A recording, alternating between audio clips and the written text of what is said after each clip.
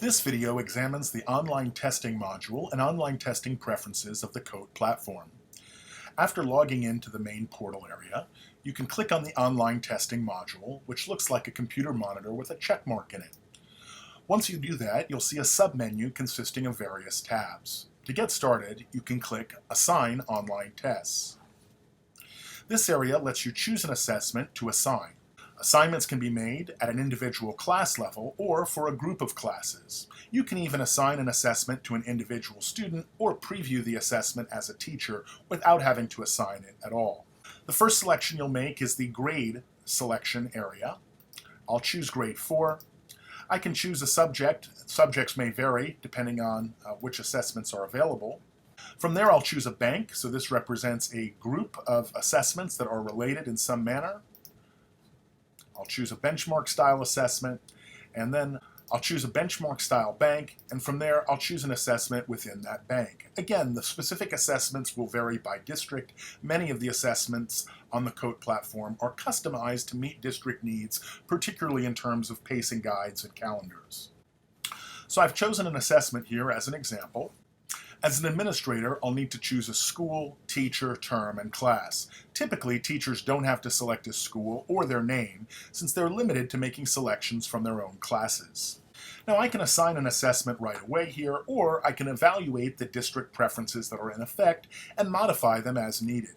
If I did want to see the students that are in my class, I can uncheck the Use Rosters at the time of testing. I'll notice that all students are highlighted in blue. Typically, this checkbox is left on, which automatically updates the test assignment as new students come into the class through SIS integration. I can quickly evaluate the test-taking preferences by making selections from the main categories here. This opens up additional selections from within each category.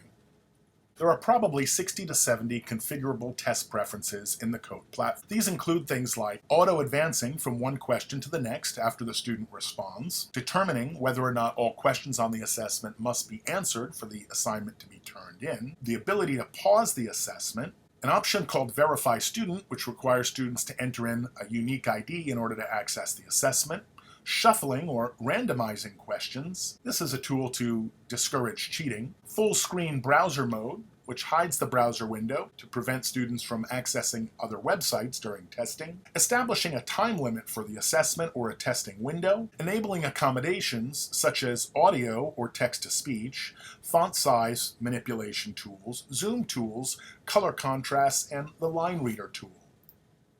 Additional tools are available here. So for example, you can turn on various symbol palettes, a protractor, a calculator, highlighting tools, eliminate answer choice tools, flag item tools, and drawing tools. Finally, at the bottom, you can enable review test, which enables students to see the answers and the answers that they chose immediately after testing, and a variety of other options. For the moment, I'm going to leave these preferences as is, using the default settings. I can click Assign here to create the testing assignment.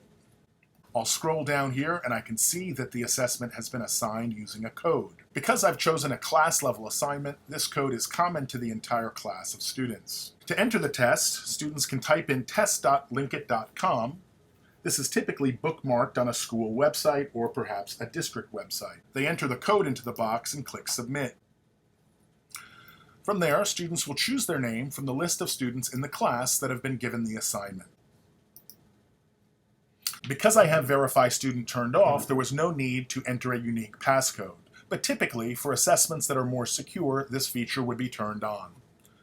I'll click Begin to launch the assignment. In this case, I can see that the full screen browser mode is turned on, and I have a reading passage here on the left with the question on the right. I am able to drag the windows from left to right in order to change the display. This first question is multi-select multiple choice, so it says select 2 ways that soap helps to wash dirt away.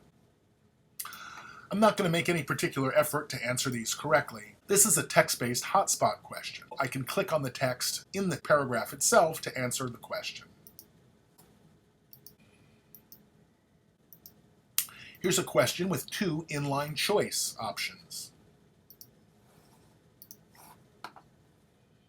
Here's an example of a drag and drop question.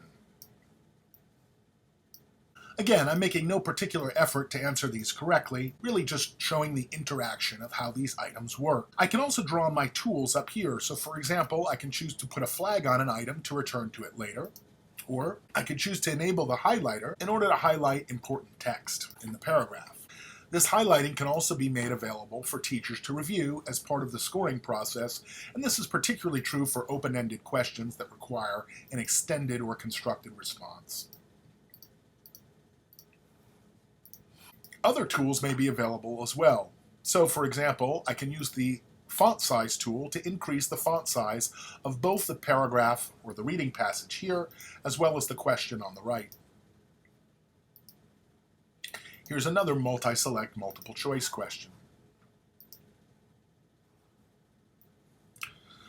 This question requires a new reading passage which will load automatically. The code platform also supports two passages associated with the same question. In such cases, two different tabs will appear here, and students can toggle back and forth between the first and the second passage, or additional passages if more may be required.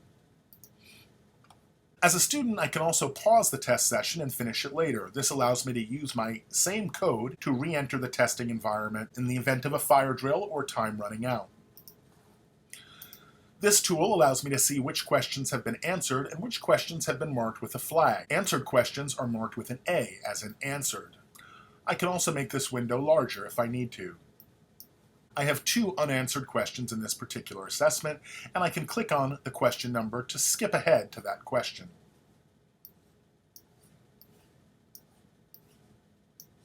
To turn in the test, I can click Submit Session near the upper right. In this case, I get a note saying that there are still unanswered questions. I can keep working if I want, and I can see which questions are unanswered here. Looks like question 14, so I'm going to answer that, and now I'm all done. I'm going to submit this assessment for scoring now that I've completed all the questions, and the result will be immediately available for my teacher to review. So this concludes a brief tutorial on the online testing platform and related preferences for code.